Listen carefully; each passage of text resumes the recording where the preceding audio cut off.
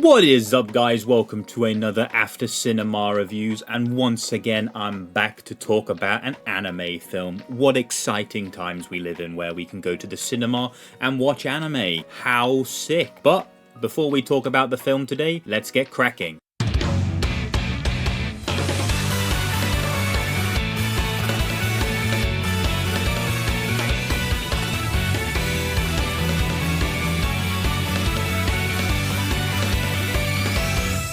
So, welcome everybody, welcome to another After Cinema Reviews.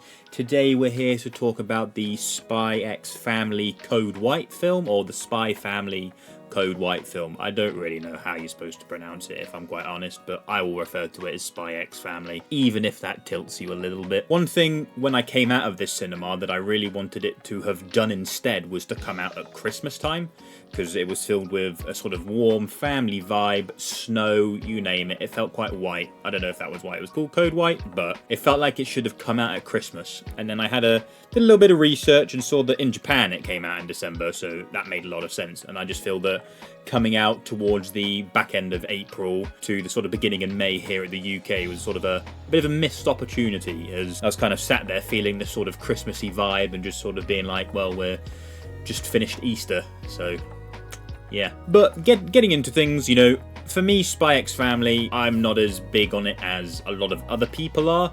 I find watching it not a drag, but sometimes difficult to do. Like, when I enjoy it, I really enjoy it, but when I'm like not hooked and bored, I'm like really bored. Like, I have to put spyxfamily down a lot. I was trying to catch up to watch this because I was like, you know, anime films coming out in the cinema, I've got to support that. I've got to go. You know, I enjoy spyxfamily, but it's not my like 2 cents bread and butter type of thing. But I'll still go.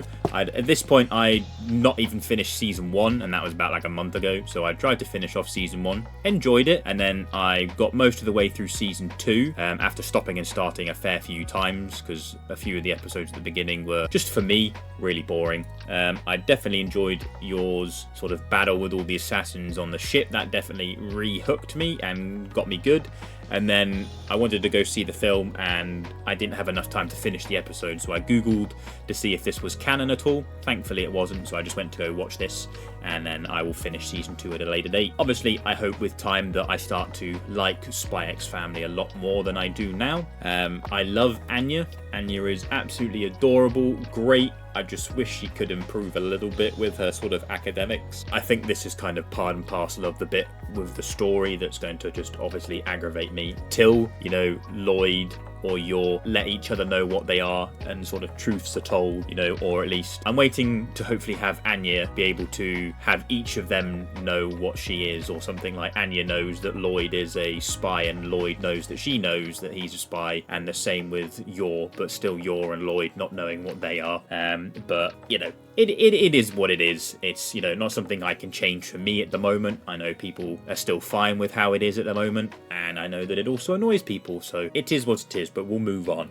Now, this story for Code White, essentially, we have all the same voice actors and actresses again, as far as I know. Everyone sounds the same. Very good. Glad it didn't really change anything. And we have a new sort of thing from essentially Operation Strix gets put on hold. Loid looks like he's not going to be the one doing it anymore, and, you know, basically for Anya at school, they're having like a cooking class and the winner gets a Stella, and Loid suggests making a sort of dish for the principal that was his favourite, or is his favourite, called Mermer. No clue what the fuck it is, to be honest. It looked cool on screen. And they decide to travel to Frigis, or Frigis, however I'm going to pronounce that. And pretty much there's some stuff with something called Operation Strix, where essentially Anya ends up eating this treasure thing, and it had like a microchip inside, and pretty much the military's pulling some hooliganism over, and, you know, the Forger family have to stop it to some degree after Anya gets captured. But no. Spoiler warning, I guess, but hey ho. I'm sure you probably watched it if you're a fan. If not, just for reference going forward, just spoiler warnings, I will talk about the plot. The film itself, it was about like an hour and 50-ish or so pretty long, like a fair chunk of Spy Family content, which was nice. I did feel in some places that it was quite slow, but this can sort of happen with this type of story. It doesn't feel like anything new story-wise. In terms of the narrative, it's definitely a lot of tropes that we've seen before. It's a lot of sort of, I was sat there like, I'm fairly sure I know what's going to happen going forward, and for more times than not, I was in the right ballpark for things, which isn't a bad thing, but I suppose when it comes to a series like SpyxFamily, there is only so much you can do in terms of new spy content, new sort of, you know, things against anti-government, all, you know, X, Y, and Z. It's, you know, it's hard to come up with super fresh ideas, so I don't mind it all too much. It's just one of those things I have to accept watching it, which is absolutely fine. I did enjoy the sort of first third bit with the whole Forger family, including Bond. In Friggis, they kind of just had like this real nice family vibe going, and it was all nice. They went to a sort of cool restaurant where they were going to try the Merrimer, although the military man Snidel came along and just fucked that up, which was a bit of a pain. He was a dickhead. But hey ho, you know, part and parcel. We need a villain in the film, so I was happy at least at the beginning that we got to kind of see the school and we got to see Damien and stuff. Like, I always enjoy Damien and Anya's interactions together, especially the sort of cutesy, hoping that maybe something romantical will form, to not sound too weird, but you know, I think that's part and parcel of what they're trying to push towards eventually. I did enjoy that we got to see Fiona Frost, although a character that every time I see her, initially I'm like, get the fuck off my screen, I hate you. And then she warms up to me very quickly and I just enjoy her on the screen. I find her character very funny and just hilarious with how she is. But in this film, one of my biggest surprises was that I laughed a lot more than I anticipated. There was like fart jokes, there was like poop jokes and things. That whole scene with Anya and the poop god had me in hysterics. I choked on a piece of popcorn in the cinema.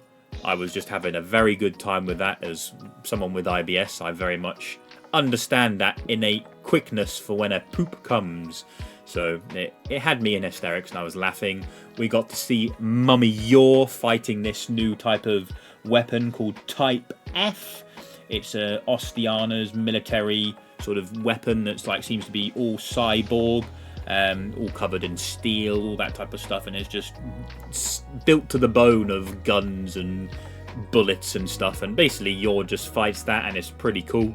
The fight scene was very good with that, to be fair, and sort of most of the fight scenes are really good. Like, I always really enjoy when I get to see Yor just sort of kick back and go full ham. It's always done very well. But one of the things that I didn't kind of like with this film, other than its slowness towards the beginning, was that just sometimes things happened in the story for the sake of it and just to help further along the plot. There was a few instances where that wouldn't have happened. Like, there was a bit where Snidel used this new gas thing whilst Anya was trapped, and Loid basically didn't have a gas mask, and then I actually can't remember fully what happened, but something happened and it forced the windows open. Which just wouldn't have happened. And things like that, while I understand that we don't want Loid to get injured, you know, X, Y, and Z, it was just, I wish they'd thought up of a more creative way to help the plot move forward, rather than just being like, this is going to happen just so the plot can progress, or just to save their neck in a ridiculous way. But I mean, overall, it was still fine. Dimitri and Luca, Snidel's sort of underlings that captured Anya, they were hilarious. I enjoyed their interactions. They seemed like henchmen that wanted to be henchmen, but also didn't at the same time. They were like, we can't do these actual horrible things like cutting open a small child's tummy. And that's just reminded me of one of the plot things that irritated me. Anya needed to poo to get the microchip out, and she obviously holds her poo in and has that whole poo god epiphany. Again, hilarious. But it turns out at the end she like sneezes and it was like stuck in her teeth rather than in her bowel and poop. I don't know, for me it was just like, oh okay, it was stuck in her teeth, so cool, I guess. I mean, overall, again, very happy to see a anime film at the cinema. I will say it every time until it becomes a very regular thing, because, you know, I couldn't tell 10 years ago, Ben, that he was going to be seeing, you know, maybe 2-3 anime films in the cinema a year. Like, that's crazy for me to think. But overall, really enjoyed the film. Pretty cool overall. Enjoyed some SpyxFamily content. Let me know in the comment section below if you've watched the film. What were your thoughts? Did you like it? Did you dislike it? What did you like and what did you dislike? But without further ado, don't forget to like, comment, subscribe, all that good stuff, and tune in to another After Cinema reviews here on Boomer Base. Take care now. Bye-bye. Hey, thank you for watching the video. Click the button to keep watching, or click the other video for more videos, and don't forget to subscribe. Thank you.